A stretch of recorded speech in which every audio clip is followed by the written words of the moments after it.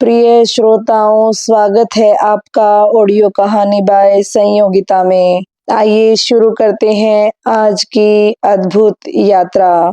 जब इतिहास मौन हो जाता है, तब किंवदंतियां बोलने लगती हैं, और जब कोई राजा, योद्धा या ऋषि समय की धूल में दब जाता है, तब भी कुछ नाम ऐसे होते हैं जो अमरता चुन लेते हैं।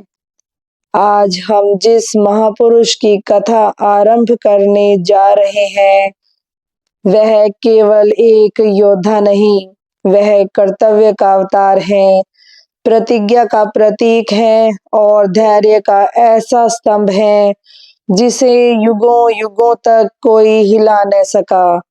वह है भीष्म पितामह। आइए उनकी महागाथा का पहला अध्याय आरंभ करते हैं। हस्तिनापुर, वह महाप्रतापी नगरी जहां धर्म, राजनीति, शक्ति और इतिहास एक साथ सांस लेते थे।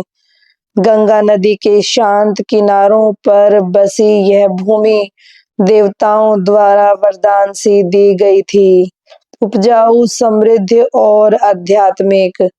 यहीं कुरुवंश का महामहिम राजा शांतनु राज करता था, सौम्य, तेजस्वी और न्यायप्रिय। एक दिन जब शरद ऋतु का आरंभ हुआ ही था, हवा में हल्की ठंडक घुली थी, सूर्य की किरणें जल पर सोने सी चमक रही थी। राजा शांतनु अकेले ही वन में विचरण कर रहे थे, शिकार पर निकले थे, पर मन किसी और ही दिशा में खिंचता चला जा रहा था।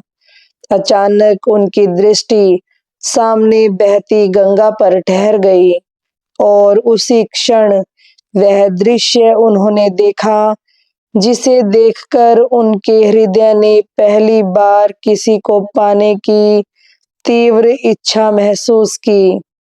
सामने नदी की धारा में एक दिव्य नारी खड़ी थी। उसके लंबे झरने से बाल जल में मिल रहे थे, आंखों में समुद्र सी गहराई, चेहरे पर शांत मुस्कान। चरणों के आसपास जल की लहरें मानो प्रणाम करने को उमड़ रही हों। शांतनु उन पर दृष्टि जमा कर रह गए। यह कोई साधारण स्त्री नहीं थी, यह स्वयं देवी गंगा थी। जैसे ही गंगा ने दृष्टि उठाई, राजा शांतनु का दिल एक क्षण के लिए ठहर गया। वह क्षण इतिहास की दिशा बदलने वाला था। शांतनु ने आगे बढ़कर कहा, देवी, आप कौन हैं? इस पृथ्वी पर ऐसे रूप का अस्तित्व संभव नहीं। गंगा ने मुस्कुराकर कहा, राजन, आप जो पूछ रहे हैं उसका उत्तर समय देगा, लेकिन यदि आप मुझे अपनी रानी बनाना चाहते हैं तो एक शर्त है। शांतनु ने विस्मय से पूछा, कौन सी शर्त? गंगा ने कहा, आप मुझे कभी किसी भी कार्य से रोकेंगे नहीं, मेरे किसी कर्म पर प्रश्न नहीं करेंगे, जो मैं करूंगी उसे मौन में स्वीकार करेंगे। यदि आपने प्रश्न किया तो मैं आपको छोड़कर चली जाऊंगी। प्रेम में डूबे शांतनु ने बिना सोचे कहा, मैं स्वीकार करता हूँ।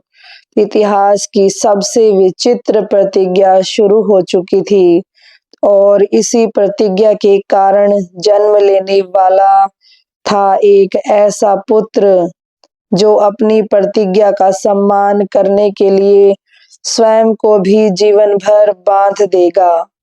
गंगा ने महल में प्रवेश किया। हस्तिनापुर उत्साह से भर उठा।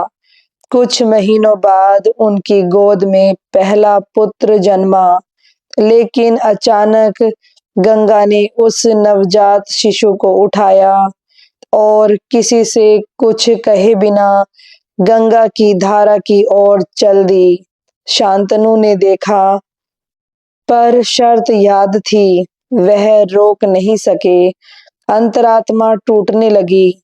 गंगा ने शिशु को नदी में प्रवाहित कर दिया।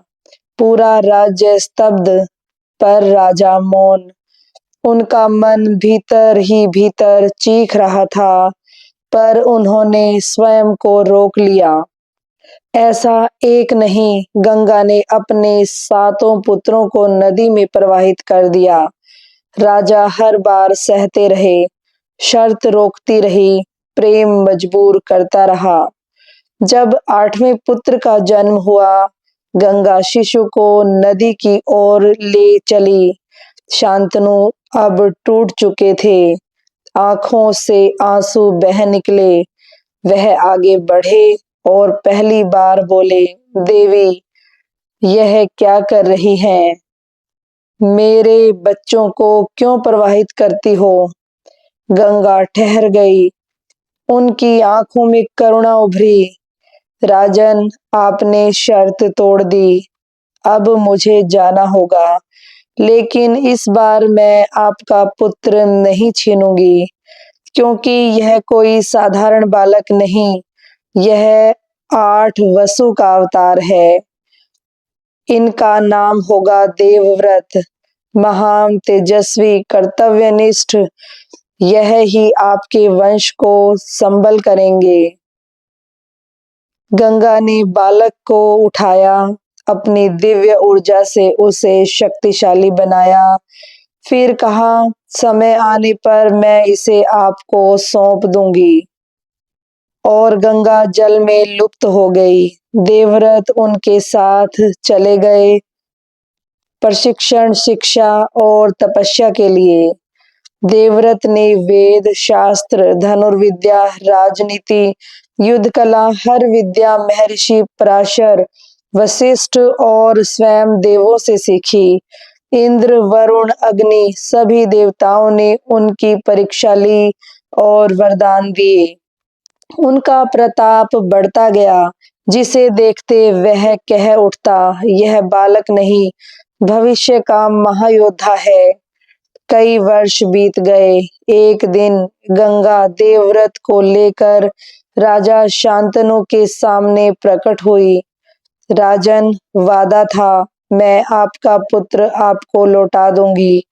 यह रहा आपका देवव्रत, अब यह आपका है।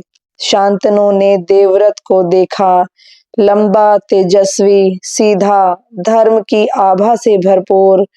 राजा फूले नहीं समाये। राज्य में उत्सव होने लगे। हस्तिनापुर को उसका भावी उत्तराधिकारी मिल गया था। हस्तिनापुर ने अपना देवव्रत पा लिया था, पर उन्हें अब भी नहीं पता था कि यह वही बालक है जो भविष्य में अपने ही जीवन को एक प्रतिज्ञा की आग में झोंक देगा। वह प्रतिज्ञा जो संसार में अद्वितीय थी, वह प्रतिज्ञा जिसने इतिहास की दिशा बदल दी। देवव्रत आने वाले समय में भीष्म कहलाएंगे और उनकी कथा अब शुरू ही हुई है। अगले भाग में देखिए कैसे एक प्रेम कहानी शुरू होती है और उसका अंत एक ऐसी प्रतिज्ञा में होता है जो देवव्रत को अमर बना देगी।